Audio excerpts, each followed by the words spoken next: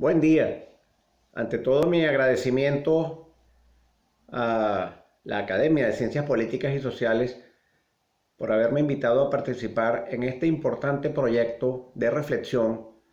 acerca de qué hacer con el sistema de justicia en Venezuela. A mí particularmente me corresponde tocar el tema de la justicia tributaria, la tutela judicial del contribuyente. Bien, ante todo hay que tener en cuenta que el sistema de justicia tributaria forma parte del sistema de justicia en general del país, por lo que adolece de los mismos males que éste experimenta. El estado de la justicia tributaria en Venezuela es el resultado del estado de la justicia tributaria en general en el país, caracterizada por un poder judicial inexistente, un poder judicial en donde el juez carece de independencia y de autonomía, en donde el poder judicial actúa como un agente al servicio del gobierno autoritario, en donde no se respeta la separación de poderes, en donde se violan sistemáticamente los derechos humanos, donde podemos observar la existencia de normas inconstitucionales, muchas de ellas emanadas del propio gobierno, del Poder Ejecutivo, y que no obstante su inconstitucionalidad e ilegitimidad a diverso título, son perfectamente aplicables por ese susodicho Poder Judicial en violación sistemática de los derechos humanos. Esta carencia de independencia y de autonomía del Poder Judicial ha estado suficientemente bien establecida por los estudios efectuados por la organización no gubernamental Acceso a la Justicia, a la cual les refiero, como también a los informes 2017 y 2018 de la Comisión Interamericana de Derechos Humanos. Vamos a hablar específicamente de esta situación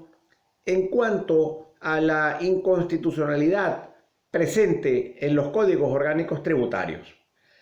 Al principio, con el primer Código Orgánico Tributario de 1982, seguido por el de 1992, podemos remarcar una clara evolución garantista en cuanto se refiere a los poderes del juez frente a la protección de la persona del contribuyente y de otros obligados legales por razones tributarias, en cuanto a la garantía de sus derechos humanos se refiere. El Código de 1994, en cambio, ya comienza un giro deplorable cuando se viola el principio de legalidad tributaria, particularmente en cuanto concierne a la idea de reserva parlamentaria de lo tributario, y ese Código del 94 es dictado mediante un decreto con rango, valor y fuerza de ley. Pero la deriva claramente autoritaria está marcada por el Código de 2001 y particularmente por el de 2014, pretendidamente vigente. En cuanto se refiere al Código de 2001, voy a referir solamente dos de sus graves inconstitucionalidades en el ámbito procesal. La primera de ellas tiene que ver con la eliminación de la medida cautelar ope legis de suspensión automática de los efectos del acto administrativo, sancionatorio o de determinación tributaria impugnado. Ello fue eliminado en una clara violación del principio de progresividad de los derechos humanos, en cuanto al tema sancionatorio, claramente violación del principio de presunción de inocencia y otra serie de elementos de inconstitucionalidad que además contrajo a la derogatoria o eliminación del juicio ejecutivo, por lo cual se permitió en ese Código 2001 que la administración tributaria pudiese demandar en juicio ejecutivo al contribuyente, aun cuando el acto administrativo, al no estar definitivamente firme, no gozara de la condición de título ejecutivo, con lo cual ese juicio se convirtió en realidad en un embargo preventivo reforzado, si podemos llamarlo así, y en definitiva como una medida extorsiva para obligar al pago, no obstante la impugnación en curso. Y ello para poder obtener solvencias en algunos casos y otros elementos como poder participar en una licitación, etc. Y por otro lado, la interpretación que dio la Sala Político-Administrativa del Tribunal Supremo de Justicia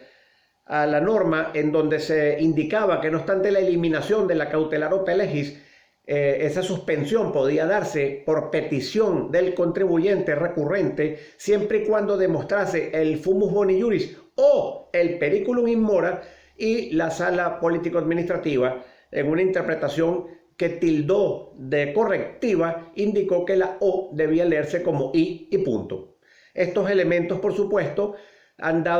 dieron en su momento y ha continuado así al traste con la posibilidad de obtener medidas cautelares de suspensión de efectos de los actos impugnados en materia tributaria como en materia administrativa en general. Y por supuesto, esto solamente fue posible la aplicación de esas medidas del Código Tributario 2001 y de esa jurisprudencia de la Sala Político-Administrativa en razón de la inexistencia de jueces titulares, es decir, por el carácter provisorio de la mayoría de los jueces tributarios. En cuanto al Código 2014 se refiere, que es realmente la grotesca obra de un gobierno autoritario, con un clarísimo menosprecio por los derechos humanos y la dignidad de la persona, usurpación de nuevo del poder legislativo al estar contenido en un decreto con rango de ley, a varios títulos inconstitucional por cierto, pero nos vamos a referir a la eliminación de la suspensión de efectos también en el recurso jerárquico, y lo que es más grave aún y sin precedentes es la confiscación por parte del Poder Ejecutivo en usurpada función legislativa del Poder Cautelar General del Poder Judicial, al declarar que sería el Poder Ejecutivo, la Administración Tributaria, la que decidirá del dictado, aplicación de medidas cautelares en contra del contribuyente, es decir, se elimina el rol de tercero imparcial del juez y se le deja al pretendido acreedor que él decida cuándo está en riesgo el cobro, y también la confiscación de la ejecución de los actos administrativos definitivamente firmes y de la ejecución de las propias sentencias dictadas por el Poder Judicial. Por supuesto, se violenta el principio de supremacía de la Constitución, se violenta el principio de preeminencia de los derechos humanos, se violenta el principio, el derecho al debido proceso, particularmente en cuanto se refiere a la idea de juez natural y también a la idea de derecho a la tutela judicial efectiva. No puede haber tutela judicial efectiva ahí donde el juez no interviene ni en lo cautelar ni en la ejecución de sus fallos.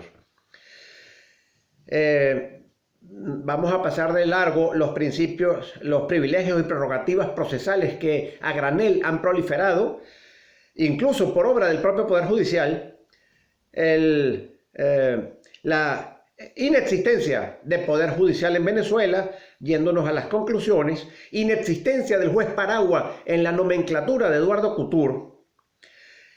que hubiese logrado de existir la desaplicación de las normas inconstitucionales vía control difuso o su anulación por parte de la Sala Constitucional vía control concentrado si hubiese habido un poder judicial independiente.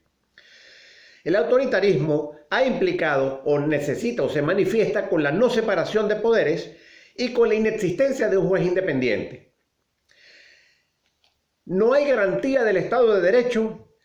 no hay democracia, no hay preeminencia de los derechos humanos sin un juez independiente. No tiene la persona un juez que le proteja del arbitrario del poder. Es fundamental entender que estas normas deben ser derogadas para restablecer el sistema de justicia, pero más que la derogatoria de las normas, es importante contar con un juez que goce de autonomía e independencia para que sea él, vía garantía, quien desaplique las normas inconstitucionales y vuelva a permitir que el contribuyente venezolano y demás obligados legales por razones tributarias gocen de gocen de sus derechos humanos y tengan realmente derecho a la tutela judicial efectiva. Muchas gracias por la atención.